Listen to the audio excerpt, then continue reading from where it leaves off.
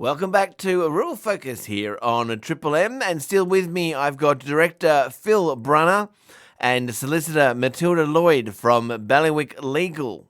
So Matilda, Phil had asked you about the three internal pinnacles that you guys refer to as the host, which we discussed just previously. Can you tell us about the neighbour and the community? A neighbour. And we have, heard throughout the state different projects. Different proponents will approach neighbours in different ways. But when we're talking about neighbours, we're talking about those landowners that are actually neighbouring the host landowner. So they might not actually have any infrastructure on their property, or they may have a transmission line that's along the boundary, but they're not actually hosting any infrastructure. Some might have an easement across their property, whether that's an access track or, again, a high voltage line. But generally, we kind of class neighbours as anyone that's not hosting the main infrastructure for the project. And those neighbours are important because when we're talking about renewable projects, we're talking about, either wind turbines that are incredibly large, very visual, can cause noise, disturbance, require a lengthy period of construction. And the same goes for solar panels. Yes, solar panels aren't, I suppose, as visual, don't cause as many disturbances and aren't, I suppose, as visual as a turbine, but they're still essentially something that you have to see or deal with as a neighbour. But your neighbours are really important. And when we're talking about engagement, we're actually talking about the people that will be affected by the project. And a proponent might be, approaching neighbours with an agreement, so a neighbourhood agreement, but they also might be essentially planning a neighbour benefit sharing scheme, which is what one proponent is doing at the moment. So looking at what sort of compensation would be available to neighbours if they were affected by the project.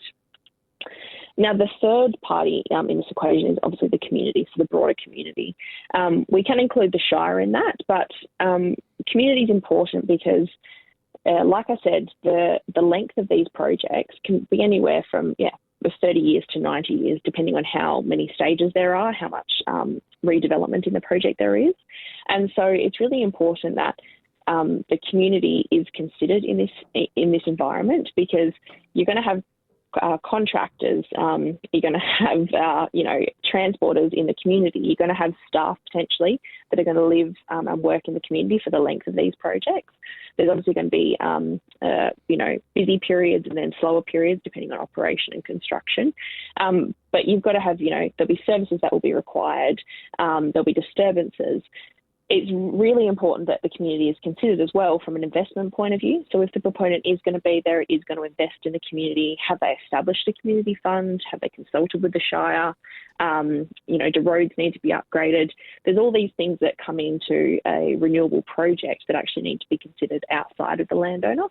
And so that's how we really frame the discussion around renewables. And they're kind of the first key things we like to consider when we're assisting landowners with these projects. I might just hold it there, but we'll be back on next Monday to continue talking about these legal issues for our farmers, making sure they have all the information that they need.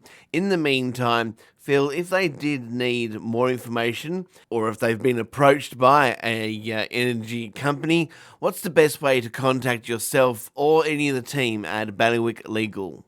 So the office number is 9321 5451. My mobile number is 0427 783 168, and I have that on all the time. Or people can look us up on our website, which of course is bailiwicklegal.com.au. So thank you both so much for joining us this morning, and we look forward to catching up again over the next couple of weeks to keep these farmers informed and up to date with anything to do with renewable energy. Thanks for your time this morning. Thank you, David. Thank you.